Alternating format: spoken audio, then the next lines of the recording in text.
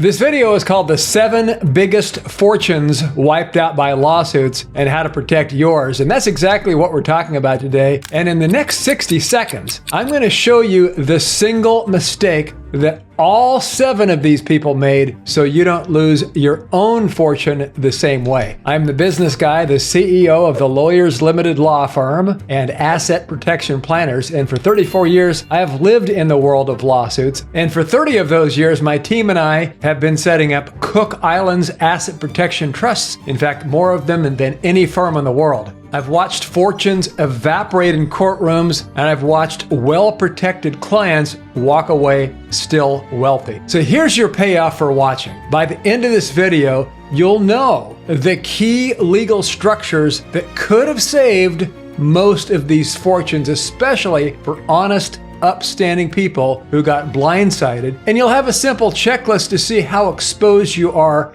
right now. And if that sounds useful and you care about keeping what you've built, click subscribe now and tap the bell so you don't miss future videos like this. Because after all, if you make a bunch of money and lose it all, what's the point? So I want to be your asset protection guru so you keep what's yours. And if you do want to go deeper, you can visit assetprotectionplanners.com for a confidential strategy session. But for now, let's get straight into the teaching. Okay, first of all, why lawsuits hunt successful people? If you're a business owner, a real estate investor, or high earner with 7 or 8 figures on your balance sheet, you're not invisible, you're a target. In fact, in the United States, millions of civil cases are filed every single year, and plaintiffs' attorneys don't just ask, is there a case? They ask, is there money? They don't go after the person with the old car and no equity. They go after the person with the visible house, rentals, company, and brokerage account. And there's one simple rule that runs through every story you're about to hear. Courts can only take what's in your name inside their reach. And if a judge can see it, it's because it's titled to you, your spouse, or a local company that they can control. It's on the menu. Now, most high net worth people think they're covered because they have insurance, a couple of LLCs, maybe a revocable living trust. It feels like a fortress until the first real lawsuit hits and the other side's lawyer starts digging. So in a minute, you'll see how that illusion almost wiped out a surgeon with a $6 million net worth. But first, let's start with a household name example. This shows just how weak normal planning really is. Okay, let's start with case number 7, the Hollywood star and the paper towel trust. At the height of her career, actress Kim Basinger reportedly had an 8-figure net worth. She agreed to star in a film and then she backed out. The production company sued for breach of contract, and the jury came back with a multi-million-dollar judgment. She had what most affluent people have: assets in her personal name, a revocable living trust, great for avoiding probate, useless for stopping a determined creditor. The judgment hit, cash had to be raised, assets were sold. She ended up in Chapter 11 bankruptcy. So this was a contract dispute, not fraud, not theft, exactly the kind of civil fight that can happen when a high-profile deal goes sideways. So what could have been different if years earlier she had moved her investment accounts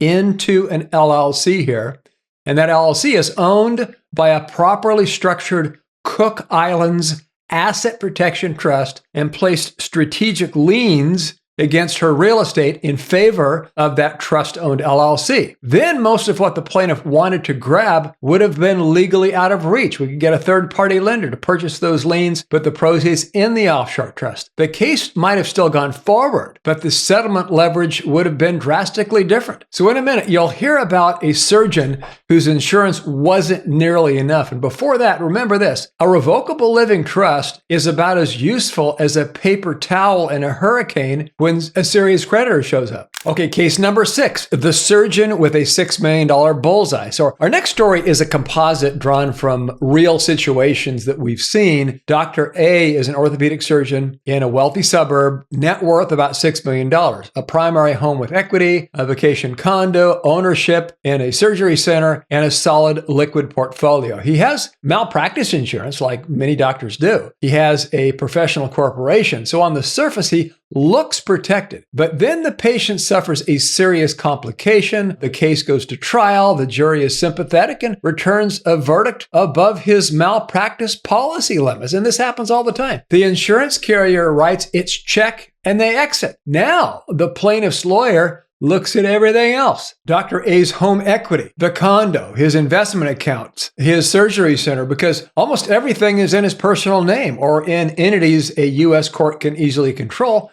It's fair game. Now, Dr. A didn't commit fraud. He had a bad outcome in a system that loves big numbers. So here's what could have been different if he had planned early. His liquid assets live inside of an LLC. This is a Cook Islands LLC that's owned by a Cook Islands trust, which is represented by this box. So not in his personal name, but in this LLC/trust structure. Equity in his home and condo are stripped out with mortgages. And these liens can be initially payable to his Cook Islands LLC that's in his trust, and later a third-party lender can buy those mortgages and put the proceeds into his offshore trust beyond the U.S. court's reach. His surgery center interest is held in a separate structure like an LLC, so he hit on the practice doesn't automatically expose his forever money. And then we record mortgage liens and the proceeds also go in the offshore trust. So in a minute, I'll show you how one standard line in a loan package turned a developer's empire into a fire sale. Okay, case number 5, the developer and the $20 million signature. So we'll call him Michael, because our law firm, our clients have the attorney-client privilege, but we can tell general stories without identifying him in particular. Michael's a real estate developer worth over $20 million, apartment buildings, mixed-use projects, land. For his next big project, a bank requires a personal guarantee on the construction loan. Now, the deal is hot. Contractors are all lined up. The bank says, this is standard. His attorney shrugs. He signs the personal guarantee, that is. Now, when the world shifts, interest rates spike, construction costs jump, the market cools, the project can't service the loan. The project LLC is empty, so the bank sues on the personal guarantee. Now Michael's entire balance sheet is in play, so his primary home, his other properties, his cash, his brokerage accounts. I've seen developers who looked set for life suddenly staring at judgments that could wipe out most of what they've built. So could an offshore trust make the loan itself disappear? Of course not. The lender still has a security in the project. So the risk he knowingly took on with that deal is still there. But here's what could have happened differently if he had planned years earlier. His long-term savings and investment portfolio already set in a Cook Islands trust here that is owned by the Cook Islands LLC. So the equity and the other properties stripped out with liens in favor of the same offshore LLC. So that's what we showed before here. This is the LLC, and this records the liens against all the other properties that he owns, including his personal residence and everything. Operating companies and long-term holding companies are separated, so one bad project doesn't automatically threaten the entire empire. So how does this Cook Islands trust structure actually work, and why has my firm used it for about 30 years? Let's go ahead and walk through it in plain English, and then we'll look at a danger many owners never see coming: their own employees. Okay, how a Cook Islands trust changes the battlefield. Here's the structure we've used for decades. At the top, again, we create the Cook Islands Asset Protection Trust, and it's governed by Cook Islands law. It's widely regarded as having some of the strongest asset protection statutes in the world.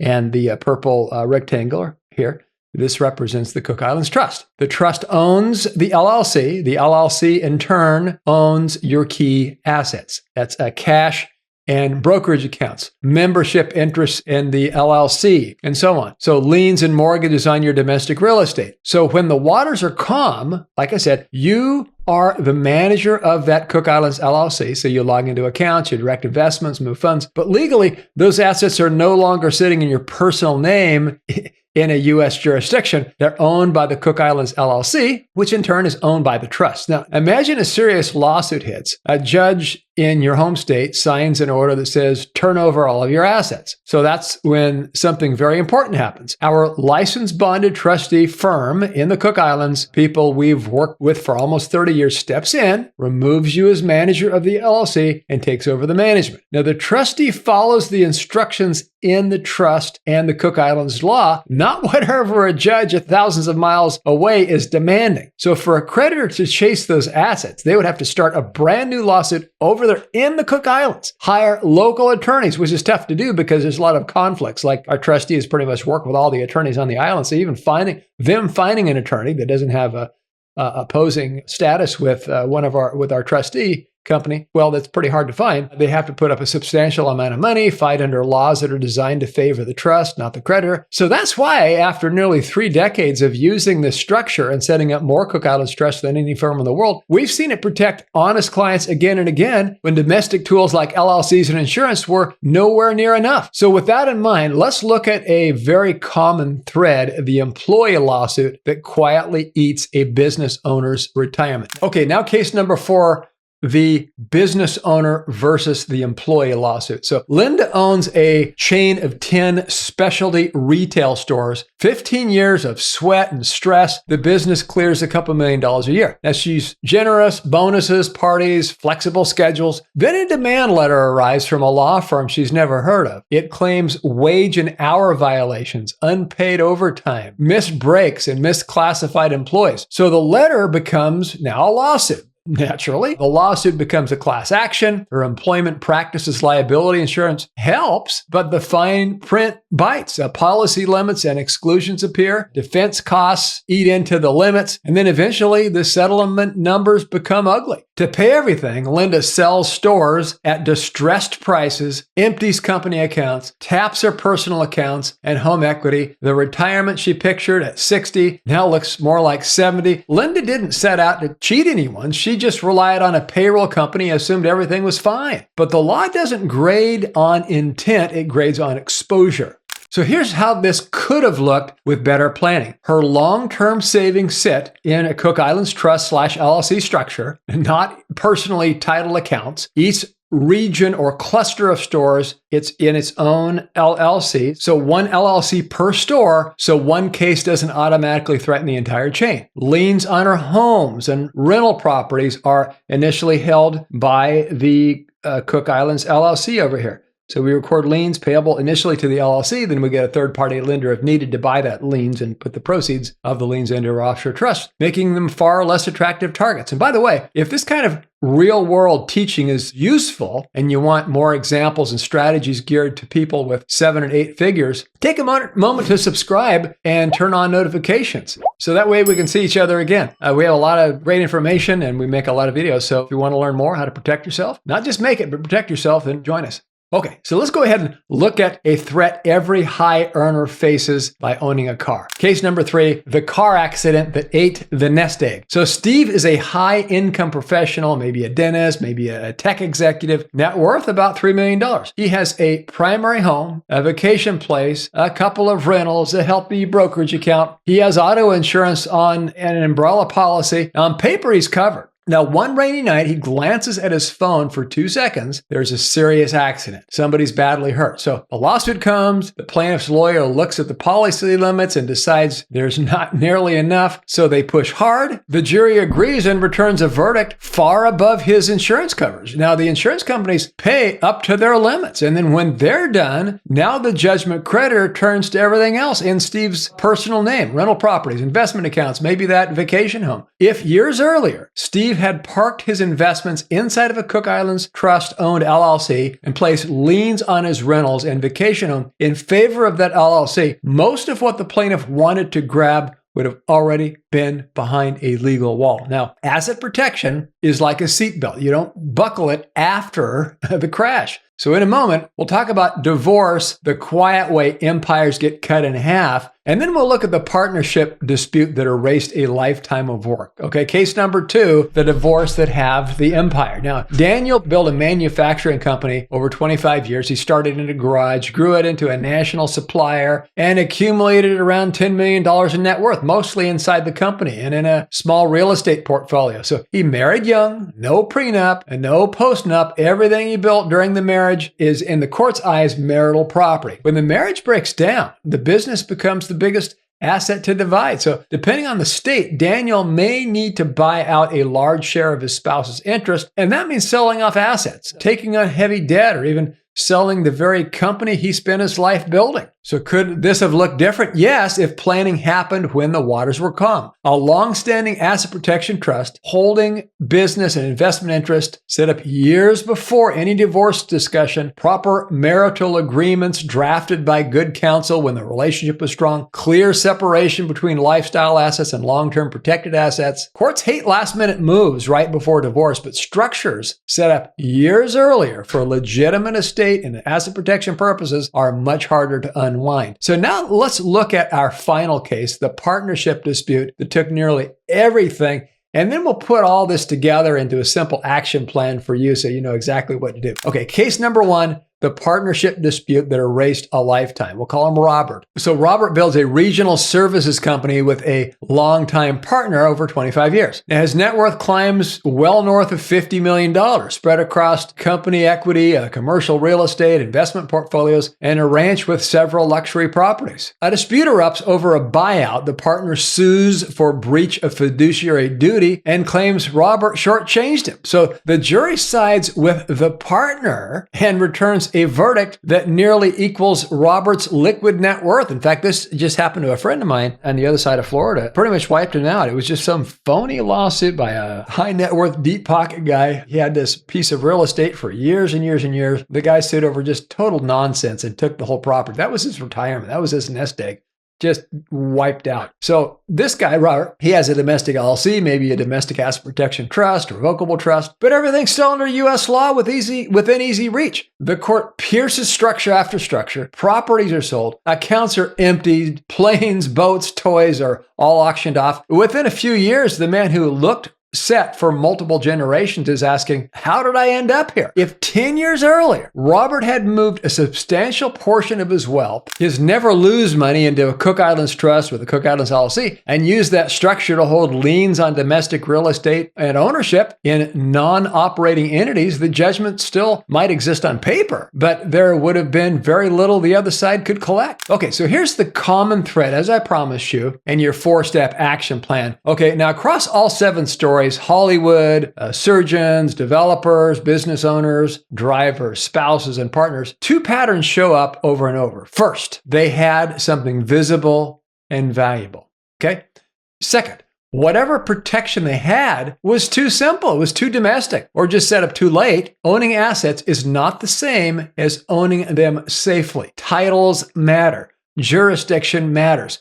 Timing matters. So what should you do right now when the waters are calm? So step number 1, write this down, make a reachability list. Write down your major assets, homes, rentals, commercial buildings, operating businesses, equity stakes, brokerage accounts, cash. And next to each one, ask, if somebody got a big judgment against me, could they realistically grab this? In most cases, for most people, it'd be yes. That's why people call us. And that's why we have clients all around the country and all over the world. Step 2, separate lifestyle money from never lose money. Lifestyle money is what you live on, monthly cash flow and short-term reserves. Never lose money is what could permanently change if your lifestyle vanished. Core retirement funds, key real estate equity, long-term investments. Okay, now step number 3, move the never lose bucket into a real structure. Now, for many of our clients with $1 to $20 million in net worth plus, that means a Cook Islands asset protection trust with a Cook Islands LLC inside of it, plus domestic LLCs under that umbrella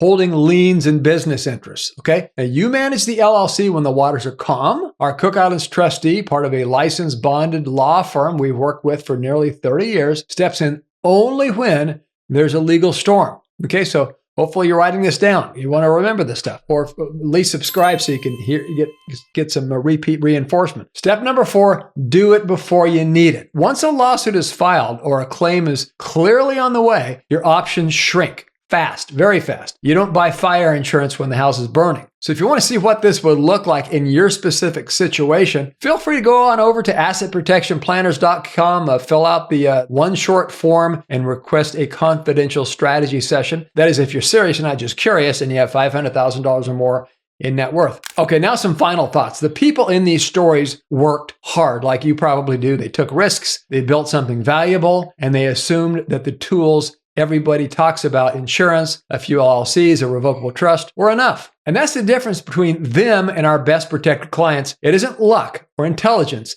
it's preparation. Lawsuits hunt visible wealth. Courts can only take what they can see and reach. And structures like a properly drafted Cook Islands Trust with a Cook Islands LLC change the battlefield entirely. You get one lifetime to build your fortune. So don't let one lawsuit or one angry person with a lawyer decide how the story ends. So if this video helped you think differently about risk and protection, make sure you're subscribed. Check to see if you are right now. Could you? Maybe you've watched all of these videos. Please check right now, see if you're subscribed. It really help out a lot, and I really appreciate it. That way you won't miss any future episodes. And if you're ready to talk strategy, head on over to AskProtectionPlanners.com. Request a confidential one-on-one strategy session. I'm the business guy, the CEO of the Lawyers Limited Law Firm and our brand Asset Protection Planners. So thanks for watching, and may your name never appear on a list of fortunes wiped out by lawsuits.